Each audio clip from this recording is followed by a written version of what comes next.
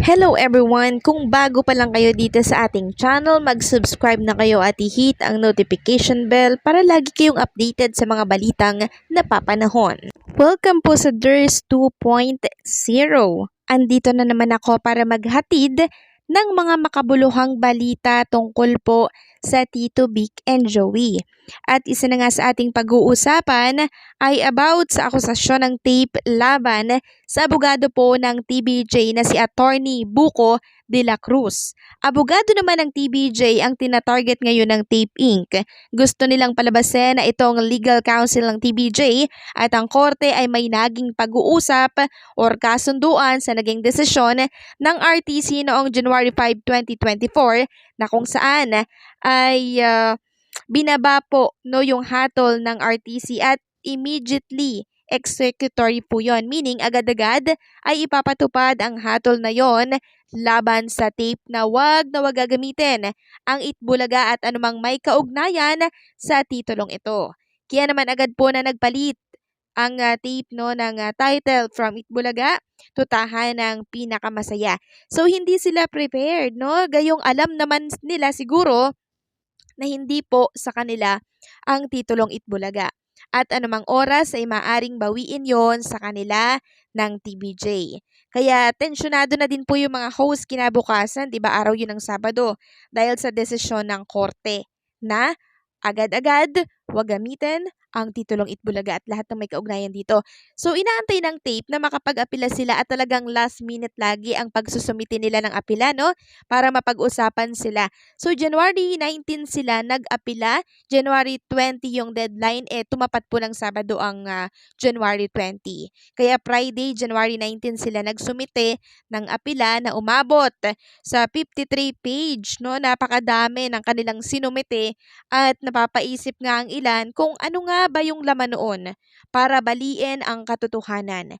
So imagine 53 page na nagnanais na mabawi ang Itbulaga na likha po ng Tito Vic and Joey or ni Joey De Leon. So ano na naman daw kayang kasinungalinan ang nilalaman noon? Yan ang katanungan ng taong bayan, no?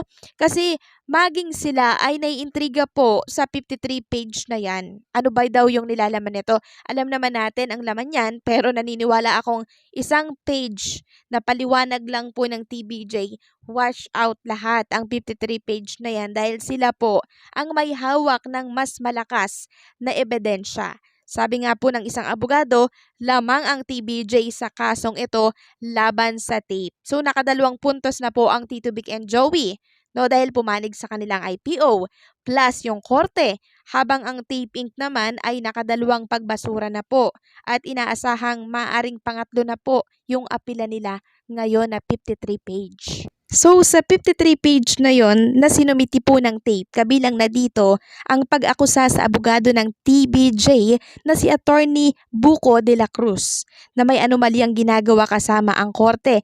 So pinaratangan ng tape ang kampo ng TBJ at ang korte na may anomalya daw ito kasi ito po kasi no ay nag-ugat sa naging statement ni Attorney Buko nung nakaraang December na by January lalabas ang TRO mula po sa RTC.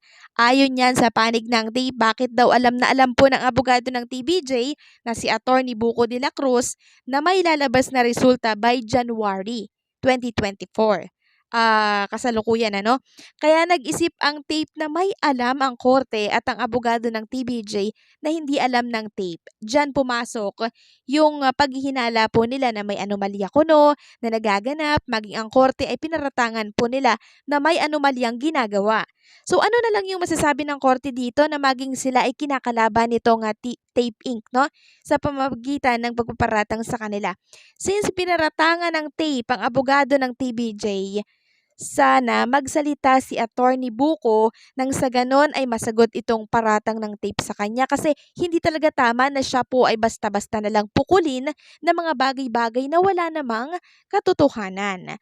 Nagbagsak na din po ang TBJ ng gante laban sa apela po ng Tape Inc.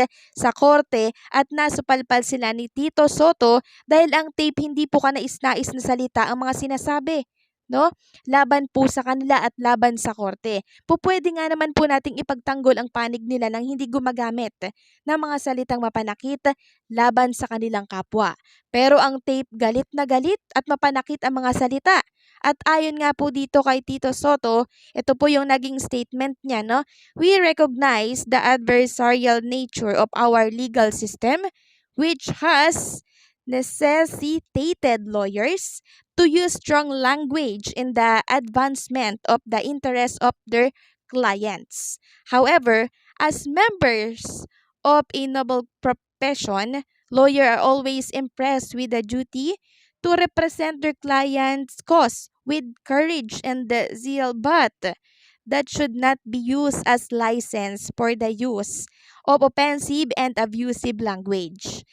In maintaining the integrity and dignity of the legal profession, a lawyer language spoken or in her pleadings must be dignified. Ayon po yan kay Tito Soto. So ayon pa po kay Tito Soto ay sasagutin daw nila yung apela po ng Tape Inc. Laban sa kanila, and umaasa po ang TBJ or ang si Tito Soto na mananaig pa rin po ang hustisya at katotohanan na ang Itbulaga po ay nilikha at pinaghirapan ng TBJ, no, or ni Boss Joey De Leon, sa kabila po ng 53 pages na apela po ng Tape Inc. laban sa kanila. So hindi po natin alam pa yung iba pang nilalaman ng apela po ng Tape Inc. Pero maaaring nabasa na po ng TBJ ang ilan dito, kaya po nakapagsalita na din si Tito Soto na masyadong yung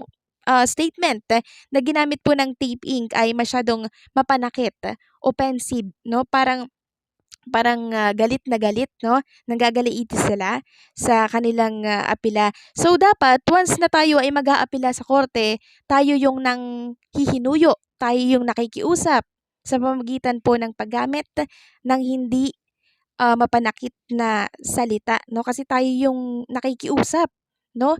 So hindi po tama itong ginawa ng taping. So ang TBJ sasagot po at tutugon sa apela po ng tape. Lahat ng sinumiti ng tape na 53 page na yan, isang watch out lang po yan ng isang page na explanation ng TBJ. Kasi ang katotohanan ang lagi pong magwawagi, pero kung panay kasinungalingan lamang ang kanilang alegasyon laban sa katotohanan, asahan na po natin na for the third time ay mababasura na naman po ang apela po ng Tape Inc. No? So yan po ang maaring mangyari, lalo na't alam naman natin na ang katotohanan ay Tito Vic and Joey ang lumikha po ng Itbulaga. At ano man pong pagbali dito ng kalaban, alam naman natin na wala silang matibay, no, na ilalaban or ipangtatapat, no, sa katotohanan or sa katibayan po ng Tito Vic and Joey para po sa Itbulaga.